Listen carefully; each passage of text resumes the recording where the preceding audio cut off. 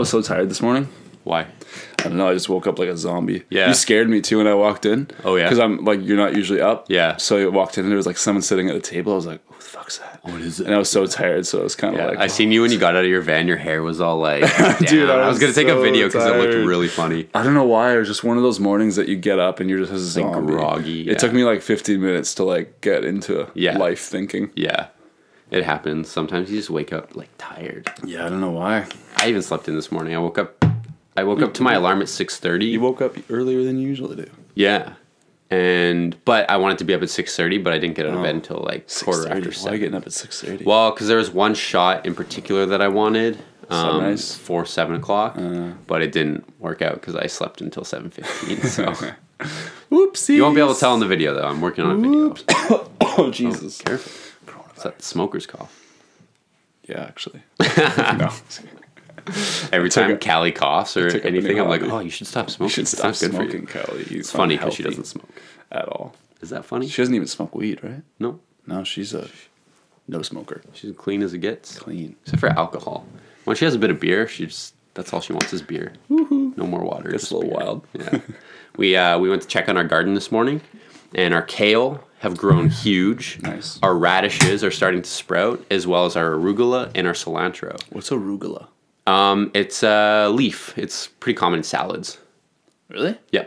Oh. Yeah. Typically, if you get spinach is usually if you're not getting pure spinach, it'll usually be mixed with some arugula leaf as well. It's pretty good. It's a little more crunchy and a little more spicy. Arugula is like knockoff spinach. It's a little different. Oh. Yeah.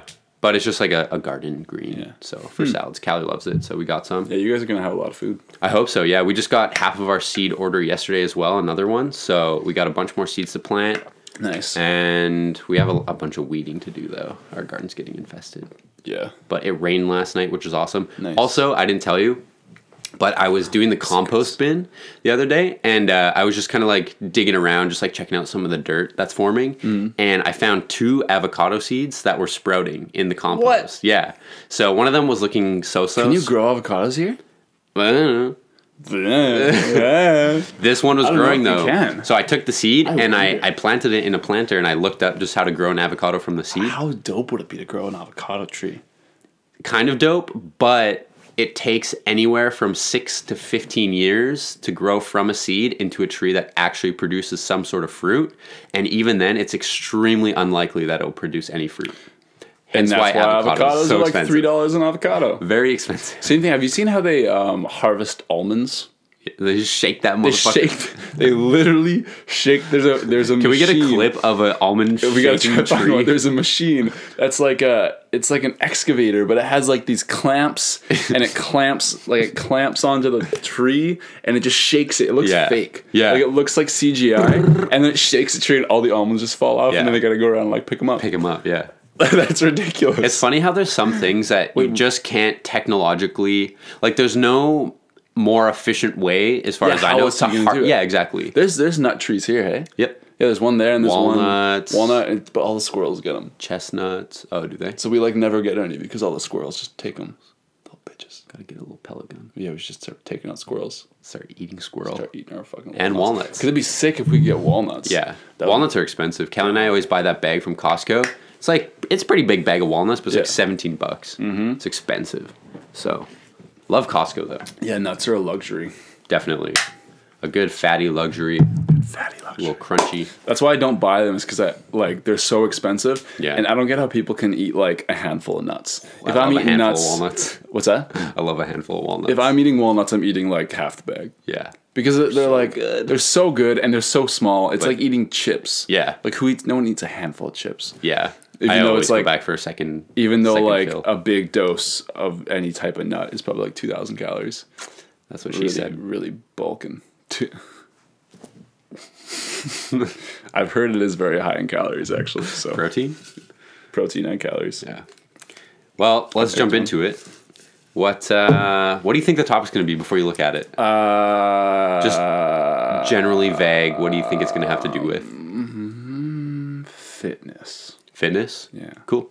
All right. What do you think? I'll just go off what you said. Childhood. Okay, there you go. There's Childhood. childhood, definitely not fitness. Childhood's interesting because everyone has a completely different upbringing. Like, everyone has completely different experiences. One of my favorite quotes about childhood is that, wait, I want to make sure I get it right. Nobody interesting had a boring childhood. Right. And What's a boring childhood? like boring as in like nothing went wrong. Boring as in like you had the perfect family and Right, like right. there was nothing, like everything was always fine and dandy and like you never struggled Yeah. and like you never were sad. Like so like basically it's basically saying like people who grow up with perfect childhoods don't Yeah. usually turn out to be interesting adults. Interesting.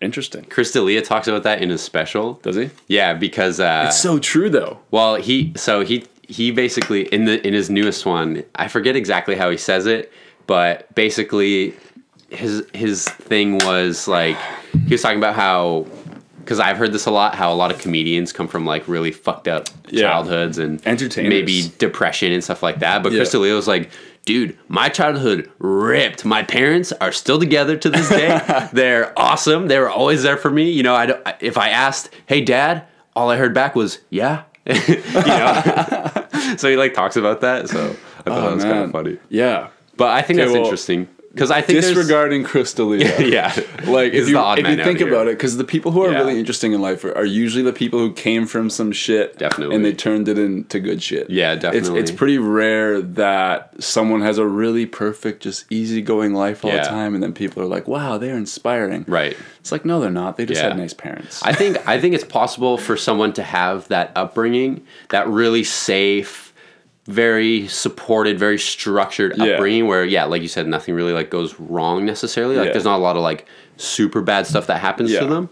But I think that turns into people's weakness later on Yeah. because they've been so supported. But then because they have that major weakness, that's their big flaw. Yeah. And so that's where they Exactly. develop from, and that's Yeah. where they correct. Yeah, it doesn't mean that like your family has to get murdered or something. It just means Right. like you either had depression or you were bullied or Yeah. something, just like a one event happened that kind of messed you up, or a your little bit parents something. split up, or Yeah. someone passed away. Because that's one of the things that, I mean, it's not even just childhood. It's like any time in life. Like you could go through some crazy shit when you're 25 years old, Totally. and then turn really interesting after that because you learned how to like kind of come back from it. Yeah. But it's just something that I think is very kind of on point. Yeah. It's a very true. Definitely. I think, yeah, there's definitely a lot of accuracies to that. Yeah. But I wonder where that line is of having a messed up upbringing or childhood or whatever. Where's that line between this person's going to turn into someone who's very determined, motivated, Yeah. inspiring, and this person's just turning into someone who goes down that dark hole into I honestly think it's chance. oblivion? I think so too. I think it's purely luck. I think you go through whatever you go through in your childhood, whether it's good or bad, and there's at some point, if you're lucky, crossroads. there will be a moment in your life or moments that instead of making you say, fuck it, life sucks, let's just, Yeah. let's be bummed out all the time. There's a moment that inspires you to want to change into something better or more. Yeah. And whether that's a person Yeah. or something dramatic happens to you, just like some sort of life-changing event that kind of reroutes you Yeah. onto a new path. Yeah. And I think it's chance and luck if you get that. Yeah. Because you can, one of the things I've definitely noticed with all these inspirational speakers, and there's so many now, is that it's you can't say something inspirational or inspire somebody on your terms. They have to almost get that oh yeah moment, that click where they actually kind of get it and they actually want to improve themselves. Yeah, it can't be external. It can't be external. Yeah, like you have to kind of figure out that moment. You can for yourself. help people find that in themselves, but you can't directly. Well, you see it in parents and childhood all the time where they like their kids a little shit or something. Yeah. And they're always trying to get them to do better things or get outside and like enjoy life a little more, and they never ever do. Yeah. And then something happens where they change and they decide to do Yeah. this instead of this. But it's really rare that you can actually influence somebody Yeah. to get their shit together. They have to have kind of like that moment themselves. Right. Yeah. Yeah. Yeah. I think. Yeah. What was that moment for you? Do you feel like you had like a very substantial, specific moment that happened where you sort of had that awakening or that oh yeah moment of I think you kind of need to change things or do something better? Yeah, I think like it wasn't like a moments, like nothing specific happened. Yeah. There are moments that stand out, but for me it was kind of the end of high school and my 1 year of university. Throughout all that, I just like I felt like I needed to change something. I don't even remember specifically what it was, but I just remember kind of realizing that I thought my life was really boring, and I remember just being. I remember being. Why did it feel boring? Like, what were you comparing it to? Well, it's because the fucking internet, man. It's because we grew up in the same place, and I had a very routine life.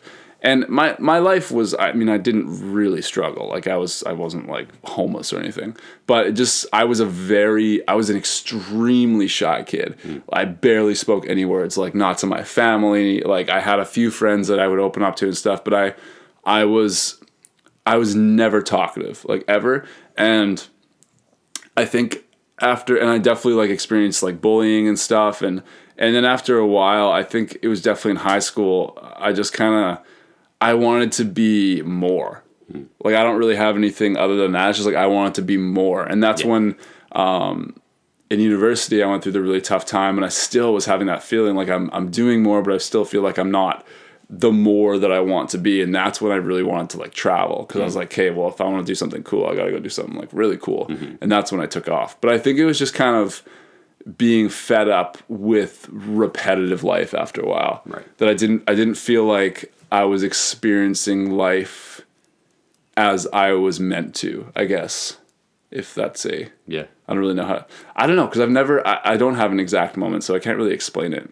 I just wanted more. I just wanted more to life than like waking up, going to school that I didn't want to be in. And then, But in terms of like childhood, I was just I was so shy. I like did not speak, and I was so scared. I still am like a very fearful person, but I was scared of everything. And I guess just like when I kind of started to grow up, I just didn't want to be like that. I didn't want to be the kid that like didn't do anything because he was scared. Right.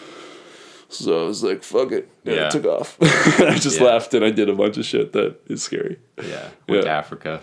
Went to Africa a few times. Yeah.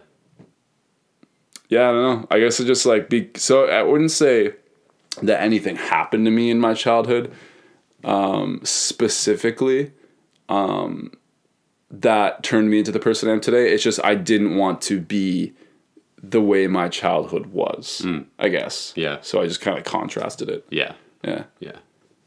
Yeah. I think that speaks a lot about self-awareness, because I think a lot of people don't end up getting that aha moment because of a lack of self-awareness. They don't see what their childhood or their upbringing or what specific significant events, how those things have all affected them and made them into the person that they are now. And a lot of people don't like themselves, especially at that age. Like I think most people don't like, anywhere from like 16 to your early 20s. Yeah. I feel like a lot of people don't like themselves because they want to be more, they want to achieve more, whatever it may be. But I think a lot of people don't have the self-awareness to understand that they are the person they are because of a lot of their past or because of other things out of their control. Everything's based on your past. But you have to realize what makes you you and what's brought you to this point. I feel like to turn it around and to make yourself into someone that maybe you do want to be, or into someone that you do like more. Yeah. Because a lot of people don't focus on making themselves into someone that they like. Yeah, that's the thing. It sounds weird. They think that they're stuck being who they are at the moment, and then they get just And I feel like a lot of that does stem from childhood. And it stems on who you were around growing up, and kind of what role models you had growing up. Because you base the way that you're going to approach life off of those people. Yeah, and something I definitely noticed in kind of, I guess, like within the past 3 years or so. Is that I don't think I had a ton of role models that I wanted to be like, but I just kind of called them like reverse role models. So it wasn't like I want to be like you. Is I would see people and I would be like I don't want to be like you. Yeah, that's really important. And I just kind of naturally thought like that when I was like a younger teen and when I was a kid, that I was never one to see someone doing something cool and be like, I want to be like them. Right. I would see it in a way of like, you're doing something dangerous and I don't want to do that. I'm not going to hang out with you. Yeah. And I'm lucky that I just had that mentality. Like it wasn't like I'm a wise kid and I know how to stay away from bad shit. It was just, it was like fear. You it was kind like, of found the faults in people. Yeah, but it was out of fear. It was out of like, I don't want to be that person that all the parents hate. I don't want to be that kid that fucks up his life on drugs or gets arrested or all this shit. Like, exactly. So, and I mean, don't get me wrong, I did a lot of stupid shit, but like, it was just knowing that I didn't want to be like the people who I didn't respect. And I probably was the biggest thing that really like drew me to leave home and like go figure out what I wanted to be and shit. So yeah. But yeah, it was just, I guess. Did you have people that you did look up to that you did respect? Not really in my life. Why do you think that is? Just in general. Like who were your role models? I don't think I really had any. Really? Like I can't think of like not even music artists or. No, I was pretty. I mean, like I'm trying to think of if I had like. Well, that just kind of proves that I don't have like one person that instantly comes to mind. And be like, oh yeah, this person made a big difference in my life. Right. I definitely have like I have insignificant people that like if you went and asked them if they were an important role model to me, they'd be like, no, I knew the guy for like a year because I taught him or something. Right. But it was like, it's like little people. Like I remember there was like one of my grade 9 teachers, Mr. Pete. He was like he did an Ironman. He had cancer and then he beat cancer and then he did an Ironman. Right. And if you went and asked Mr. Pete if he had a big influence on my life, he'd be like, "There's no way. I knew the guy for like a year and he was 12." Yeah. But like looking back, that was one of the first times that I saw someone that was like doing crazy stuff. He wasn't just doing the regular everyday life and being a couch potato. He did a fucking Ironman. Like that's crazy. So there's like little things like that along the way that inspired me periodically. Right. But I didn't really have like one person that I was like, I want to be like them. Yeah. I still don't. I don't really have. Right. I don't really have one person that I've ever like connected to and been like, they're who I want to be. What about like Casey Neistat, Peter McKinnon? No, I don't. Because as an outsider looking in, I would say those are probably two of the biggest influences that I see for you. They're lifestyle role models. Like it's not even that I want to do what they do. It's just I want to have the lifestyle they have. Right. So and not even the lifestyle they have as in like I want to live how they live. It's I want to turn myself into something that I can live off of my own ideas and creations. Right. That doesn't even mean like as a creative person. It's just basically doing what I want to do. So I don't necessarily envy their life, how it is in terms of they are videographers or they're filmmakers or they're YouTubers or whatever it be. Like it doesn't have anything to do with the camera. It has more to do with the fact that they are free because they are doing what they want to do and living on their own terms. That like so there's still influences. Yeah, there's definitely influences. They're a role model to some extent. 100% they're role models. They're just not that kind of role model where you look up to them and idolize them in every single way. Yeah, like I forget about them for weeks on end. Kind of I think that's fair to call them role models then. Oh yeah, they're definitely role models. I just never had like some people like connect to one person, right? And they're like, I'm gonna be like that. Like that's a big thing in like sports. Kids have like their favorite athlete or something that they're like, I'm gonna be like Derek Jeter when I grow up or something like that. But I never had one of those things. Yeah, I definitely never had that either. I remember I think it must have been grade 11. I remember there was one. I remember every year there would be one big school assembly where a speaker would come in and talk to the entire school about something. And I remember in grade 11 there was one guy in particular. I don't remember his name, but he had no arms and no legs. And he just had like his toes on his feet. Is it the guy who's a really big speaker? Yeah. And I remember what you're talking about. He came to Memorial High in 11. Really? Yeah, in grade 11 for me. And I remember the moment for me was or like this moment in particular that really stuck with me was he played this crazy piano song with literally his toes, and he didn't have legs, he just had feet. Yeah, no, I know who you're talking about. And he played this crazy piano song, and he played the harmonica with his feet and all this stuff.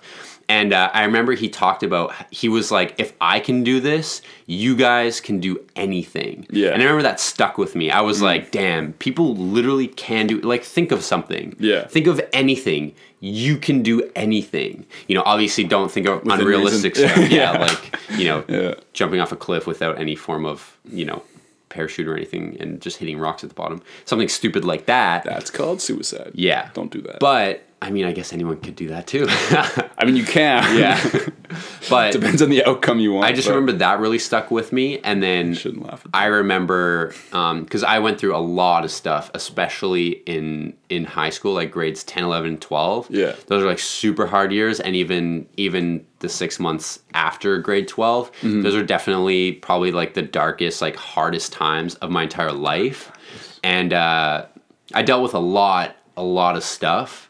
But they were also the most formative because I think what really kept me going was, I remember one of my main girlfriends as a teenager, I remember we would have these conversations about how we both felt like we were supposed to do more with our lives, and we had a purpose here. We just don't know what it is yet. We'd have these like really like deep conversations, and I remember that kind of like really kept me going because I always had this sense of like purpose. I just didn't know what it was. Yeah. And even to this day, I still have this like weird sense of purpose. Although I don't feel like I figured it out, but I definitely feel a lot more in tune with my purpose personally is to just kind of make my life as good as possible.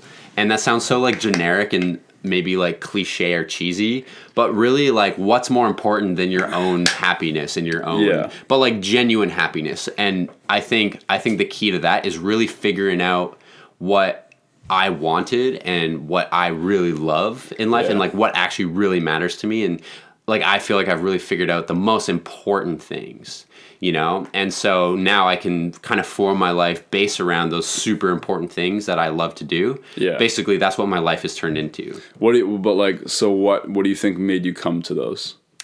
Like, what made you come to those realizations of like, hey, this is something that's extremely important in life and I have to stick to this one thing.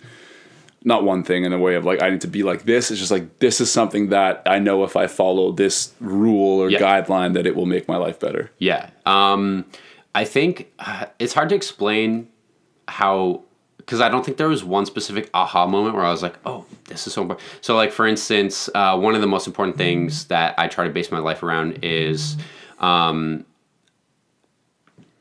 having like a supportive and loving and genuine group of friends and people around me. So I know that's really important. So when I want to go on adventures, I don't necessarily want to go, I won't go on adventures with people that I don't really like. Yeah. And I don't know if that sounds kind of condescending or not, but like if I don't really like a person, I only want to do stuff with people that I genuinely really enjoy hanging out with and that I want to be around. And people wish they could do that. Yeah, exactly. People get stuck in that all the time where they're like, oh, I wish I didn't hang out with losers. Totally. Right? Yeah. But they don't know how because they just don't want to be alone or whatever it is. So people is very, very important. And another big one is having fun. Like I know for me, if I could put the word happiness into one single thing, it would be excitement, because when you're excited, that's like the purest form of happiness or joy, whatever it may be. Yeah. That's like the purest form, because you can't be excited. Yeah, you can't be excited but not in a good mood. It just doesn't make sense, right? So my whole thing is I want to do stuff that excites me. So that's why I love going on adventures. That's why I love climbing. That's why I love, doing kind of stuff like that, cliff jumping or, swimming in my wetsuit, whatever, surfing. Like I love that stuff because I get excited about it. And then also, this I've only learned in the past like 3-4 months is financial security. Dude, when I'm financially secure and when I have money in the bank and I still have a bit of debt, but once I get my debt paid off, dude, when I'm financially feeling secure, holy shit, there's nothing in the world that can bother me. Because at the end of the day, I'm like, I'm good. Yeah. That's why this whole pandemic thing, I've been so happy about it. Yeah. Because I have, Are you happy about the global pandemic? yes. Personally, for my life, yes. This is great. Yes. Take that soundbite. But financial security is just, it's so important to me because Yeah. if I'm not financially secure, if I'm worried about going broke, or if my bank account is at like $40 and I have to buy groceries or something, dude, that's the worst feeling in the world. So basically my life has just turned into, what are the things that I hate feeling the most? Yeah. And how do I just set up these things that kind of eliminate all that? Yeah.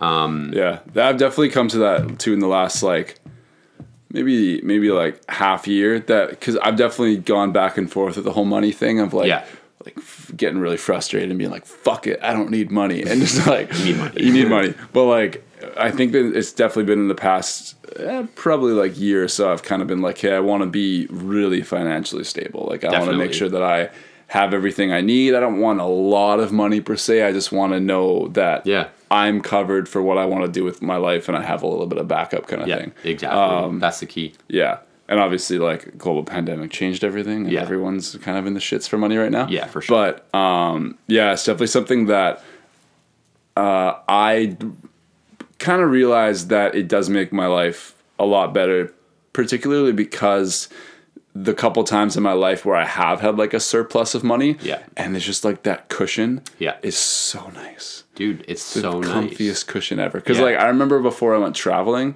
for the first time, I had so much money because like all I did was work. Yeah. And I almost went too far the other way where I just wanted too much money, like so much that I didn't even. Yeah. Like, you started sacrificing. I sacrificed like fun and happiness for money.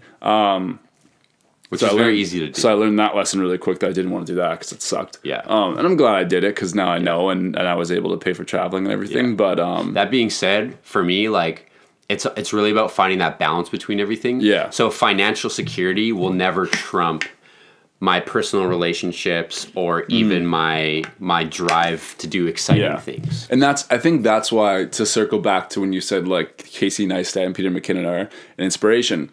And that's kind of what I mean by lifestyle, is they are able to put themselves in a place where they're financially stable and they have that cushion to live off of, but they're not sacrificing what they love to do. Right. Because they figured out how to intertwine what they love to do with that financial stability. They found the balance. And I think that's the dream. Like that's the quote unquote American dream. Definitely. Is doing what you love and being able to create it into something that brings you safety or financial security or your family financial security, excitement. So, because that's something that I struggle with a lot. And one of the reasons I kind of shy away from I'm saying it after. Oh, okay. So one of the things I struggle with a lot, and one of the reasons I shy away from like regular jobs, is I have a really tough time separating life from work. Oh yeah. Because I think that, well, that's all there is, right? That's all there is there's life and work.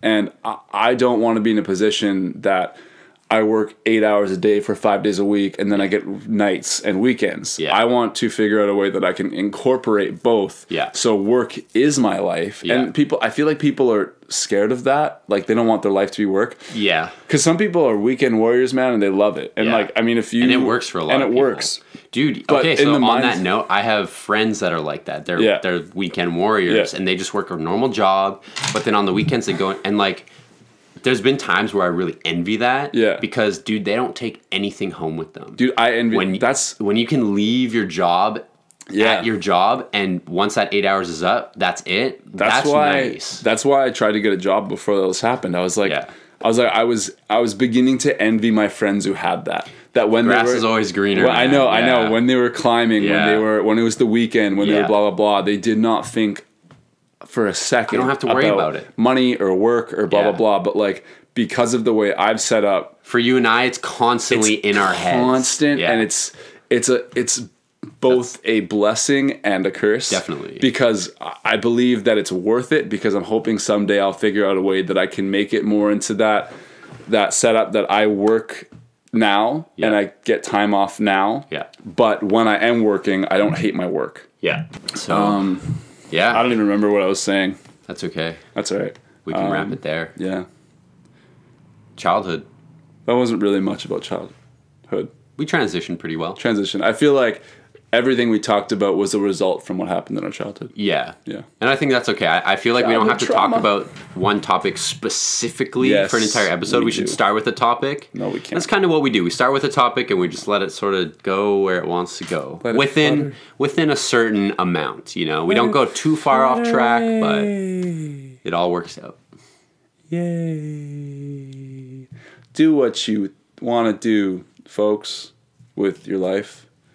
That was very motivational. That was very uninspiring. I feel like someone just paid you to say that. Dude, yeah, that's okay. Before we Coca-Cola end just it, paid you to say that. isn't it funny when you see that? When you can tell someone is being Yeah. inspirational because they're being told to be inspirational, or it's their job to be Yeah. inspirational. It's like, you suck. You Kind of like can't. phony. Yeah. Yeah, it's like you got to be genuine about It's the that last shit. thing you want to do. Yeah. All right. So Well, be inspired, genuinely. thanks for watching and see y'all on the next one. Ow! Nice. Wow. Play that out with my beautiful vocals. Magical.